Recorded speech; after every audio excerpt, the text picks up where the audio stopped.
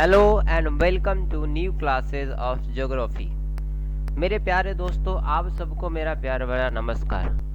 आज की क्लास में हम क्लास 9th का ज्योग्राफी चैप्टर 2 पढ़ने जा रहे हैं। चैप्टर का नाम है physical features of India.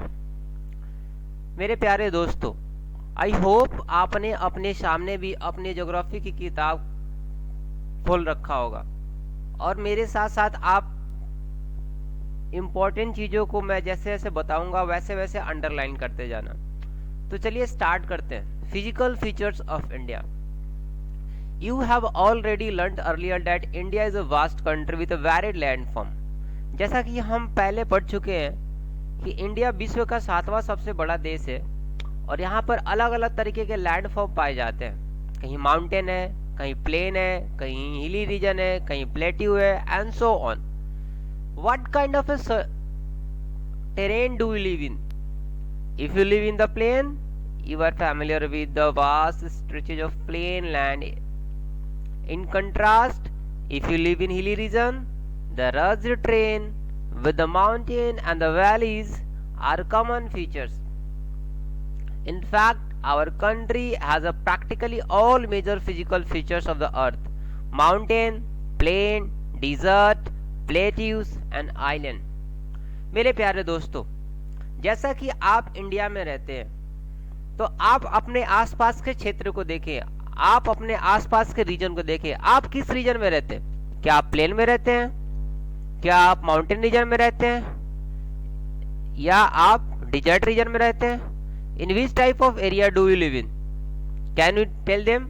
Right them in comment. आपके आसपास का क्षेत्र कैसा है? क्या वो प्लेन है? क्या वो डिजर्ट है? क्या वो प्लेट्यू है? क्या ये आइलैंड है? और आपके साथ में कौन सी नदी जाती है? आपके यहाँ से, आपके राज्य के से पार करती हुई कौन सी नदी जाती है? आपके आसपास कौन सा माउंटेन है? Just look over around and mention them in the comment.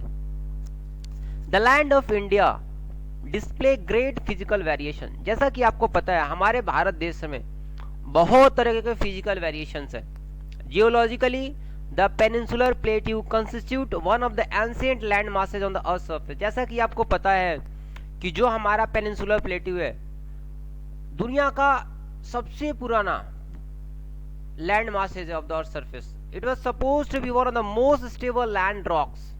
इसको ऐसा माना जाता है कि ये सबसे ज्यादा स्टेबल लैंड ब्लॉक है। मतलब इस रीजन में ना तो आपको ज्यादा भूकंप देखने को मिलेंगे, ना कोई भी ऐसा नेचुरल फिनोमेना जैसा कि हम नॉर्दर्न पार्ट ऑफ इंडिया में देखते हैं। जैसे हिमालय रीजन हो गया। हिमालय रीजन क्या है? मोस्ट वोलेटाइल है। यहाँ आपको मोस्ट सर्टेन काफी कम कम समय पे ही आपको कभी भूकंप देखने को मिलेगा, कभी कुछ। बट जो हमारा सदर्न इंडिया है वो पूरा का पूरा प्लेट्यू से बना हुआ है। एक एंशिएंट ओल्ड ब्लॉक ऑफ, मतलब क्या कह सकते हैं, पत्थर है और ये बहुत ही ज्यादा स्टेबल है।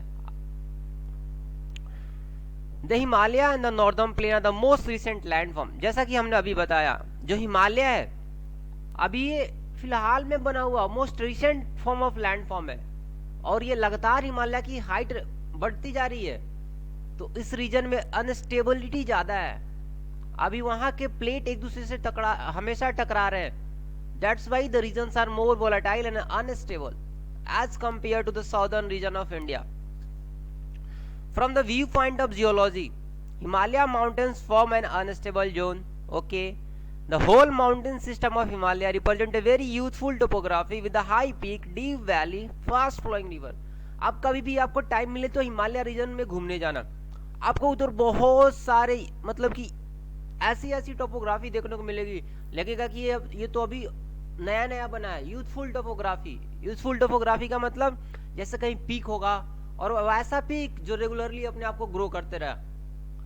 डीप वैली होगी, कहीं कहीं कहीं फास्ट फ्लोइंग रिवर होगी। जैसा कि आप जानते हो हमारे भारत में वो सारी की सारी नदियां, ऑलमोस्ट नॉर्दर्न प्लेन की सारी नदियां जो इंपॉर्टेंट है, गंगा, यमुना, भागीरथी, अलकनंदा, सारी की सारी हिमालय रीजन से निकलती है। Almost all of them originate from Himalaya. यानी कि हिमालय जो है अभी अपने रिसेंट फॉर्म में है, अभी लगातार वो ग्रो कर रहा है। The northern plain are formed of alluvial deposit. The peninsular plateau is composed of igneous and metamorphic rock with gently rising hills and wide valley. आगे हम पढ़ेंगे नॉर्दर्न प्लेन की खासियत के बारे में, जैसे कभी इन्होंने लिखा है कि नॉर्दर्न प्लेन में ज्यादातर आपको एलुवियल सॉइल देखने को मिलेंगे और पेनिनसुलर प्लेट्यू में आपको ज्यादातर इग्नियस मेटामॉर्फिक रॉक्स ऐसे सारे मिलेंगे देखने को। तो चलिए आइए हमारे साथ स्टार्ट करते हैं, आगे की पढ़ाई देखते हैं आगे क्या लिखा हुआ है। तो सबसे पहले हमारा इंडिया को अगर मैं बात अलग अलग फिजिकल डिवीजन में बांटूं तो टोटल 6 फिजिकल डिवीजन है। कितने फिजिकल डिवीजन है? Total 6 physical division. पहला होता है हिमालय माउंटेन, दूसरा होता है नॉर्दर्न प्लेन, तीसरा पेनिनसुलर प्लेट्यू, चौथा इंडियन डिजर्ट, पांचवा कोस्टल प्लेन एंड छठा आइलैंड्स। आई होप आपने ये चीजें अपने बुक में मार्क करा होगा, ये इंपॉर्टेंट है। इंडिया को कितने हम लोग फिजिकल डिवीजन में बांट सकते हैं? टोटल 6 फिजिकल डिवीजन में। एक एक करके हम सबके बारे में पढ़ेंगे। तो सबसे पहले हमारा जो है हिमालय, तो चलिए हिमालय के बारे में पढ़ते हैं। देखिए the Himalaya geologically young and structurally fold mountain stretch over the northern border of India. As we know, हमारे इंडिया के नॉर्थ में, इंडिया के हमारे नॉर्थ में हिमालय ऐसे स्ट्रेच है नॉर्थ से लेके ईस्ट तक, नॉर्थ से लेके ईस्ट तक। These mountain ranges runs in the west east direction from the Indus to the Brahmaputra. यहाँ से इंदस नदी निकलती है और यहाँ से ब्रह्मपुत्रा आती है, इंडिया में एंटर करती है। और ब्रह्मपुत्रा इंडिया में यहाँ सादिया के पास से एंटर करती है। सादिया अरुणाचल प्रदेश में एक जगह है, रियास से टच करती है। तो पूरा का पूरा इंडस रिवर से लेके ब्रह्मपुत्रा रिवर तक ये पूरा का पूरा हमारा हिमालय स्ट्रेच है, फैला हुआ है। एक बॉर्डर की तरह काम करता है, नेचुरल बैरियर की तरह काम करता है। उधर से ठंडी हवाओं को रोकता है आने से। अगर ये हिमालय नहीं होता ना तो पूरा का पूरा हमारा देश बर्फ से जम रहा होता। क्यों?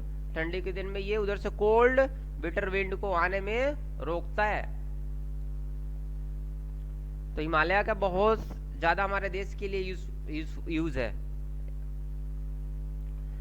The Himalaya represent the loftiest and one of the most rugged mountain barriers of the world. As we know it act as a barriers for our country. They form an arc, और ये किस शेप का है? एक arc की तरह, इस तरीके से यहां से आएगा फिर यहां से ऐसे एंटर कर जाएगा इंडिया में, बेंड कर जाएगा। Which covers a distance of about 2400 kilometre, यानी कि लगभग 2400 किलोमीटर की दूरी ये वेस्ट से लेके ईस्ट तक कवर करता है। It almost cover 2400 kilometre distance. There width varies from 400 kilometre in the Kashmir to 150 kilometre in the Arunachal Pradesh. ये सारे पॉइंट्स आप अपने बुक में हाईलाइट कर लीजिएगा। अगर मैं हिमालय की बात करूं तो हिमालय लगभग आप कश्मीर के तरफ, कश्मीर के रीजन में इसकी चौड़ाई ज्यादा है। कश्मीर के रीजन में इसकी चौड़ाई ऑलमोस्ट 400 किलोमीटर के करीब है, लेकिन ये चौड़ाई आते आते असम की तरफ घट के लगभग 150 किलोमीटर के करीब रह जाती है अरुणाचल प्रदेश में। यहाँ से The altitude variations are greater in the eastern half than those in the western half. But चौड़ाई तो ईस्टर्न पार्ट में ज्यादा हो जाती है, सॉरी चौड़ाई तो वेस्टर्न पार्ट में ज्यादा है और ईस्टर्न पार्ट में कम है। लेकिन एल्टीट्यूड वेरिएशन की बात करें तो एल्टीट्यूड वेरिएशंस आपको इधर बहुत कम देखने को मिलेगा। इधर जेंटल स्लोप है, जेंटल एल्टीट्यूड के, बट जैसे जैसे ईस्टवर्ड की तरह एडवांस करता है तो लार्जर एल्टीट्यूड्स के आपको पीक देखने को मिलेंगे। The Himalaya consists of 3 parallel ranges in its longitudinal extents. Himalaya में 3 तरीके के रेंजेज हैं। मैं इसको पहले इरेज कर देता हूं।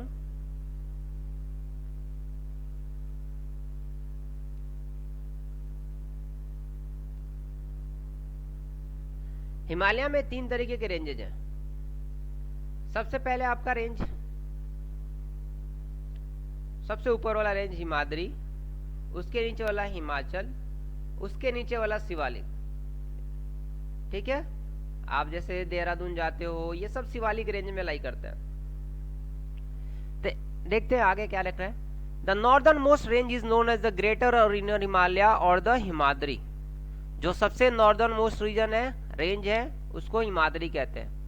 और इसको ग्रेटर हिमालय भी कहते हैं, हिमाद्री और greater Himalaya.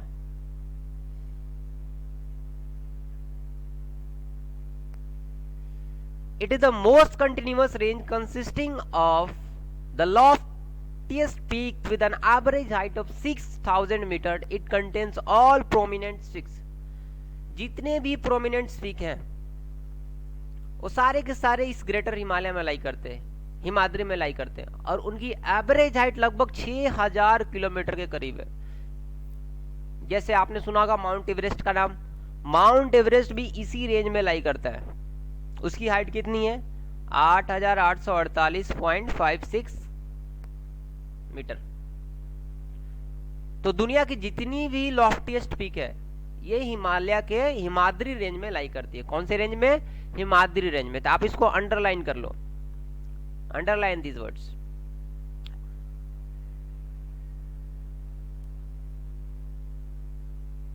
This is the map of the Himalaya. ये देखिए, ये सबसे नॉर्दर्न मोस्ट रेंज है जिसको हमने हिमाद्री का है। उसके बाद बीच वाला हिमाचल और सबसे नीचे वाला शिवालिक रेंज। ठीक है, हिमाद्री, हिमाचल और ये लास्ट में शिवालिक।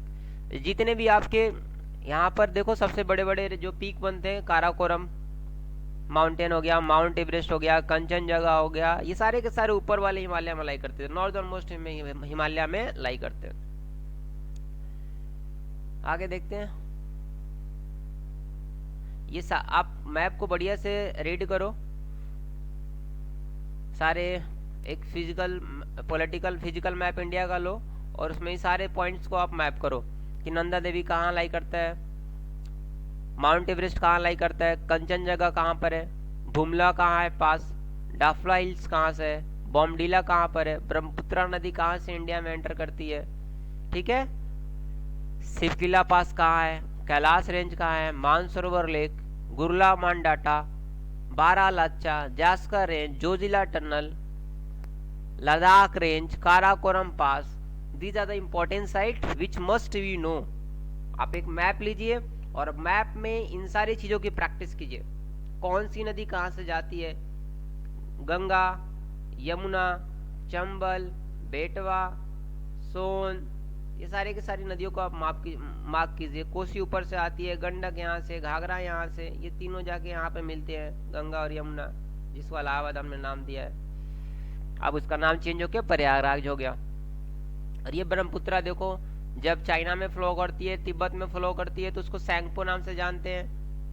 यहाँ पर देखो नमचा बरवा पर्वत है, और यहाँ से अरुणाचल प्रदेश में ब्रह्मपुत्रा एंटर करती है, फिर जाके यहाँ बांग्लादेश को क्रॉस करते हुए ये जाके बे ऑफ बंगाल में गिर जाती है। तो इन सारी चीजों को आप मार्क कीजिए, मैप में लेके प्रैक्टिस कीजिए। इंदु रिवर कहाँ से निकलती है, झेलम, रवि, सतलज, ब्यास, चेनाब। तो अगर आपको ज्योग्राफी बढ़िया से समझना है तो इन सारी चीजों को आपको प्रैक्टिस करना पड़ेगा। देखिए, the range lying to the south, this is the some highest peak of the Himalaya. Mount Everest जो कि नेपाल में लाई करता है, इसकी एवरेज हाइट है 8848 metres. Second is Kanchenjunga, third is Makalu, fourth is Dhaulagiri, Nanga Parbat, Annapurna, Nanda Devi, Kamet, Namcha Barwa and Gurla Mandhata. इन सारे रेंज को आप, सारे पिक्स को आप मार्क करो, तब जाकर आपको चीजें याद होगी। The fold of the great Himalaya are asymmetrical in nature. जो हिमालय का फोल्ड है असिमेट्रिकल है, कहीं ऐसे कहीं ऐसे, मतलब कि सिमेट्री उसके फोल्ड में देखने को आपको नहीं मिलेगा। The core of this part of Himalaya is composed of granite. और ये किस पत्थर से बना हुआ है? ग्रेनाइट रॉक से। आप इसको मार्क कर लो। It is perennial snow bound and number of glacier descend from this range. और यहाँ पर बर्फ की भरमार पड़ी है, बहुत बड़े बड़े ग्लेशियर है यहाँ पे, आप जाओगे तो। ठीक है, इसीलिए तो वहां से गंगोत्री, यमुनोत्री से यमुना निकलती है, गंगोत्री से गंगा निकलती है। ये सब क्या है? ग्लेशियर है। ग्लेशियर क्या होता है? होप यू नो, बर्फ के बड़े बड़े चट्टान जो पिघल पिघल के नदियों का निर्माण करते हैं।